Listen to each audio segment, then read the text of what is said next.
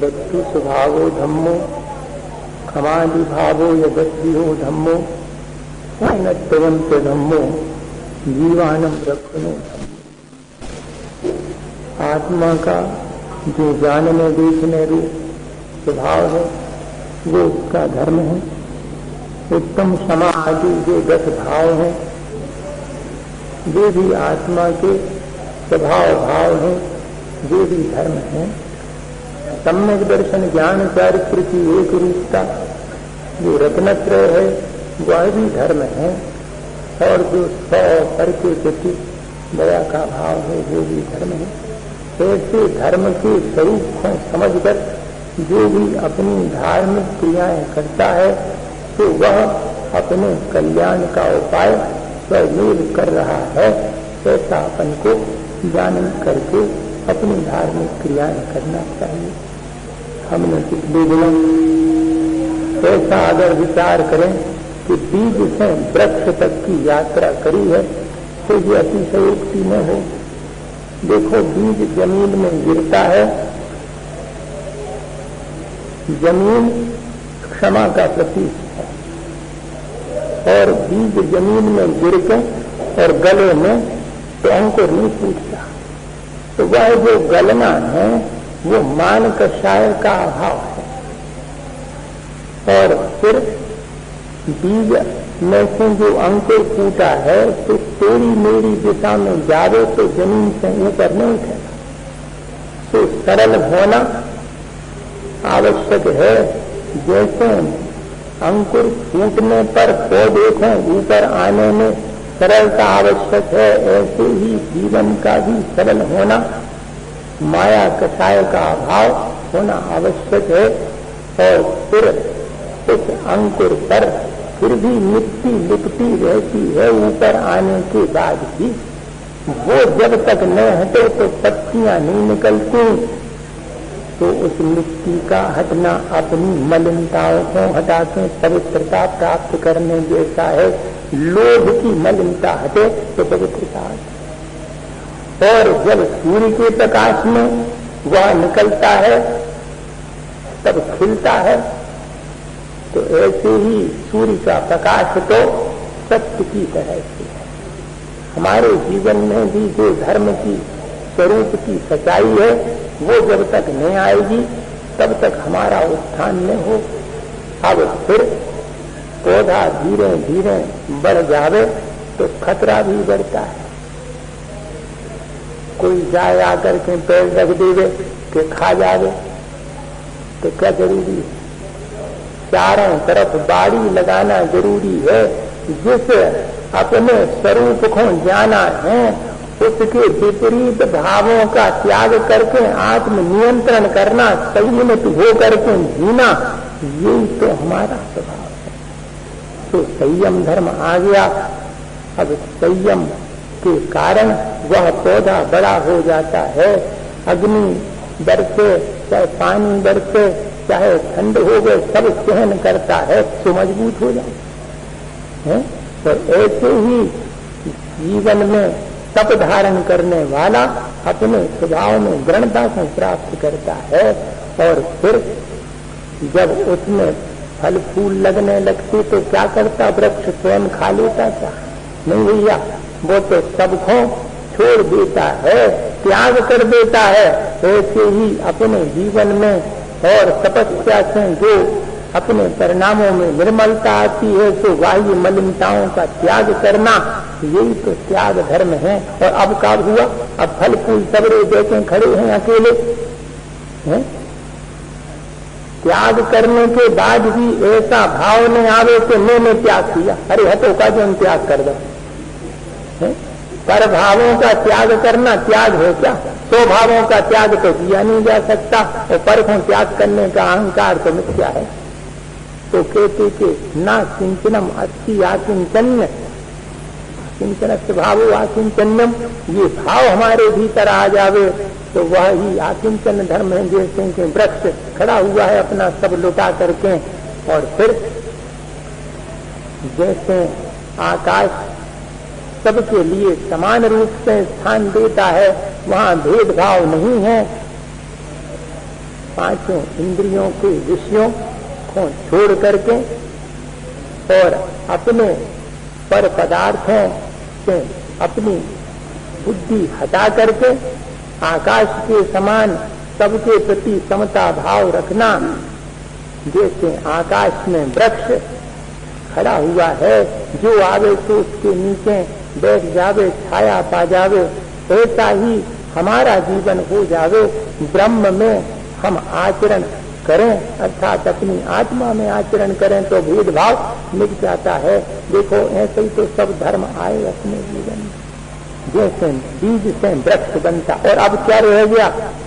अब ये रह गया कि फूल तो सब गिर गए, लेकिन फल लगेगा। वो फल जो है अब सबको बांटना। तो 10 दिन की साधना से कौन सा फल लगा? निर्मलता आई, परिणामों में मिठास आ गई। अब वह मिठास वाणी में प्रकट होती तो उसी को कहती क्षमा वाणी। और का भीतर परिणामों में निर्मलता आई, क्योंकि धर्म धारण किया। तो उस निर्मलता की अभिव्यक्ति करने का दिन है आज कि भैया अब हमारे 10 दिन में, और जो विकारी भाव थे तो हमने हटा दिए। किसी के प्रति मन में अब हमारे कोई शत्रुता का या बैर का या द्वेष का भाव अब नहीं रहा।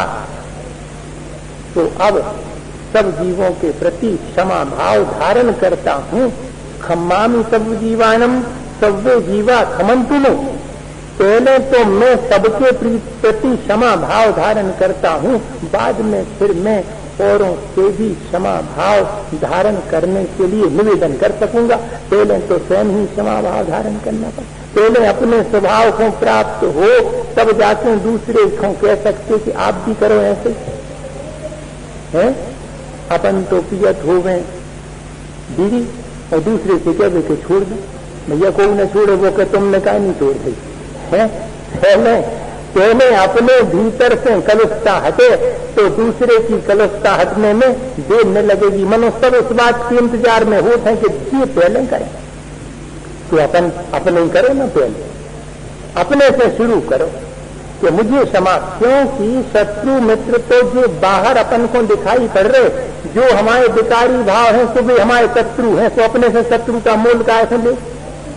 और जो स्वभाव भाव है, जो हमारे सद्भाव के परिणाम हैं, वे हमारे मित्र हैं हमारे। तो ऐसी जो शत्रुता मित्रता हमारी आंतरिक है, पहले उससे ऊपर उठना, तब जाकर के ये जो बाह्य में शत्रु मित्र की बात है वो अपने आप और समाप्त हो जाएगी। समता भाव आने में देर नहीं लगेगी। और भैया अपन अपनों से पहले नंबर क्षमा मांगे। तो क्यों मांगते? क्योंकि ये सद्भाव बना रहे, जिसके प्रति हम अपने मन में सद्भाव अभी तक रखे आए हैं, वो बना रहे। ऐसा ना हो कि हमारी किसी भूल चूक से वो सद्भाव समाप्त हो जावे। तो पहले जो अपने हैं उन्हीं से मांगते। शत्रुता से क्षमा मांगने जाने की उतावली न करना। हाँ, शत्रु से क्षमा मांगना हो तो शत्रु हो तो यहीं से अपनी शत्रुता मिटा करके क्षमा मांग लेना। तो मुनि महाराज तो तीनों संध्या कालों में और सब जीवों से क्षमा मांगते हैं। किसी के पास जाने आने की आवश्यकता नहीं है। इसमें अपने मित्रों से क्षमा भाव मांग करके शत्रुओं के प्रति भी क्षमा भाव धारण करने का ये पर्व है। इसलिए इसको क्षमा वाणी पर्व का नाम दिया। आज के संसार में तो और कौन कौन से विदेशी संस्कृति के पर्व मनाऊ लगे बताओ। तो इनमें कोई वैलेंटाइन डे, अब जो वैलेंटाइन डे जो है वो तो इन्हें कछु क्षमा भाव नहीं है, में मैत्री आए में प्रेम है। जो आज को दिन है वास्तव में तो इसको तो भुला दिया और पश्चिमी सभ्यता वाले दिनों को और हमारे सब युवतियां मनाने लगे। आज इस बात का अपन को संकल्प करना चाहिए कि मनाएंगे प्रेम का और सद्भाव का और मैत्री का दिवस। तो ये है वास्तव, ये सब तो खोटी बातें हैं। इसमें तो 4 बातें धर्म की अपने जीवन में आवे और फिर धार्मिक अनुष्ठान करें तो ठीक जान पड़ता है। और एक बात और आपसे कहूँ, आपने बहुत अच्छा किया जो इस तरह के आपने संकल्प लिए, अब इनको निभाते रहना। और एक संकल्प और ले लो, वो रहेगा। बाकी जलूस में खाएंगे पिएंगे नहीं, चप्पल जूता न पहन जो बहुत अच्छो, कैसे भगवान जलूस का है, क्योंकि जलूस भगवान का है, अपनो तपनो तो है नहीं है। और ये झांकी माकी जो है वो हमारी परंपरा नहीं है। इतनी तो कमी है बिजली की देश में, और फूंक रहे अपन इतनी बिजली, और जीव हिंसा अलग कर रहे। भैया ऐसे काम जो धर्म को काम कहा है का, तो बहुत अच्छा किया आपने ये कर लिया, एक और कर लो भैया कि दर्शनों को भगवान के निकलते हैं तो भगवान के दर्शन कर दे जाओ। तो जहां जहां भगवान हो सबके दर्शन करना चाहिए। ये नहीं सोचना चाहिए कि जो मंदिर उनको और जो मंदिर उनको, मंदिर तो भगवान को है। जो एक काम और कर लो तो हमारा यहाँ पर उपस्थित होना, महाराज का साथ में बैठना सार्थक हो जाएगा। ये मंदिर कोनो पंचायत के और कोनो के व्यक्तिगत नहीं, ये भगवान के हैं। ये 9 देवता में से एक देवता है, किसी का भी अभिनय न करना, ऐसा नियम न लेना कि हम इसे तो जी हैं और इसे न जी हैं, उसे की छाड़ी में दबाएं, जो तो देश भाव है। ये भैया ये देश भाव तो छोड़ना है, और करना क्या है, क्या रखा है इन बातों में। और कौन रोज रोज सब मंदिरों में जाता है, लेकिन कम से कम ये दुर्भाव तो नहीं रखो, इस दुर्भाव को निकालो। हो गई भूल तो हो गई पहले, अब तो क्षमा भाव सबके प्रति धारण करके, सबके प्रति और भगवान के प्रति अपनी श्रद्धा भक्ति व्यक्त करने में कभी भी कमी नहीं करना चाहिए। सब साधर्मी भाई हैं, ठीक है, सबके अपने अपने विचार हैं, तो कोई किसी विचार को प्रमुखता देता है, कोई किसी विचार को प्रमुखता देता है, पर विचार तो सब वही श्रेष्ठ हैं जो धर्म से समन्वित, और सब विचार तो और सब मतांतर तो संसार बढ़ाने वाले, ये बात अपन सुन चुके हैं। वे विचार जो कि मोक्ष मार्ग से ले जाते हैं, चाहे वे निश्चय नय का कथन प्रमुखता से करें, चाहे व्यवहार नय की प्रमुखता से कथन करें, तो व्यवहार वही श्रेष्ठ है जो निश्चय से समन्वित है, और निश्चय भी वही श्रेष्ठ है जो व्यवहार से समन्वित है।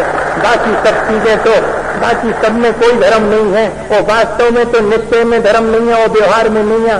नय पक्का तिखन तो नय के पक्षपात से जो ऊपर हो गया है वो धर्म को जानता है, वो धर्म के स्वरूप को धारण करता है। ये वास्तविक बात है, तो अपन को इस बात का ध्यान रख करके करना चाहिए।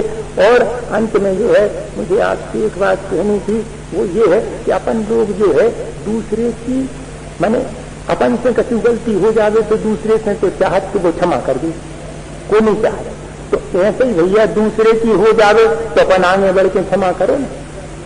अपन जब ये चाहते कि हमारी गलती हो जावे तो भैया तुम क्षमा कर दो, ये तो बहुत अच्छी बात है। ऐसे ही जब दूसरे की गलती हो जावे और वो क्षमा याचना करे तो पैर रूप से उसको क्षमा दान देना चाहिए, और उसके प्रति अपनी कलुषता का भाव हटा देना चाहिए। राजेंद्र प्रसाद राष्ट्रपति थे और नेहरू जी प्रधानमंत्री थे। अब राष्ट्रपति को पहले सभा में नहीं पहुंचता, प्रधानमंत्री पहले पहुंचता, लेकिन नेहरू जी जो है 1 मिनट लेट पहुंचे सभा में, संसद में, और राष्ट्रपति पहले पहुंच गए। ये नेहरू जी को एहसास हुआ तो अपनी सीट से उठ करके राष्ट्रपति के पास जाकर हाथ जोड़ के कहा कि मैं देर से आया।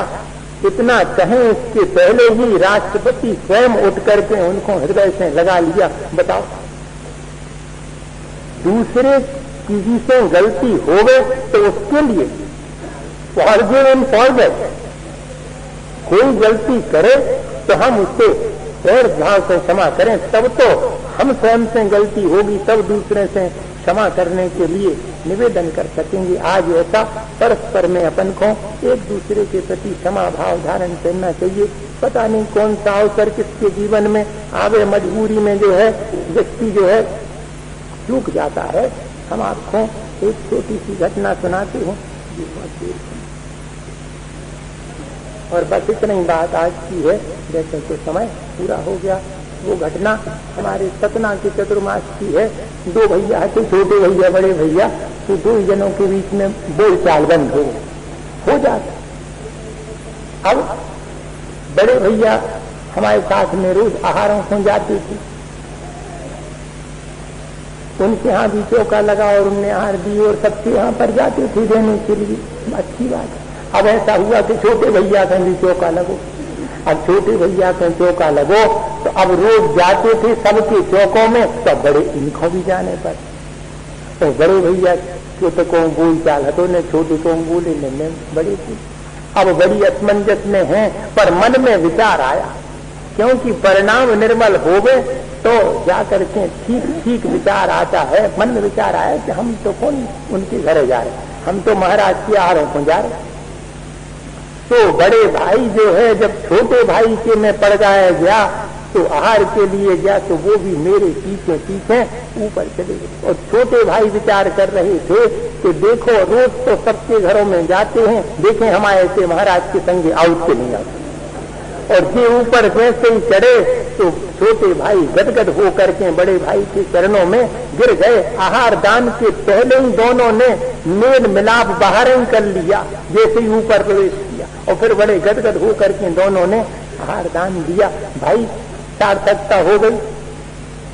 जो भी धार्मिक क्रियाएं हम करें काय के लिए करें, मैं ये कहना चाहता हूं, कलुषता बढ़ाने के लिए नहीं, बल्कि कलुषता को अगर है तो उसको घटाने के लिए। आज का दिन इसी बात के लिए है। अपन ने धर्म के स्वरूप को समझा और धार्मिक क्रियाओं को भी अपन ऐसा करें जिससे वितरागता का पोषण होवे और अपने मन को निर्मल बनावे। यही अपने जीवन का अपने को लक्ष्य रखना चाहिए। इसी भावना के साथ आचार्य गुरु विचार सागर जावानी के जान से सूझे लोकालो तो वाणी मस्तक नमो सदा देश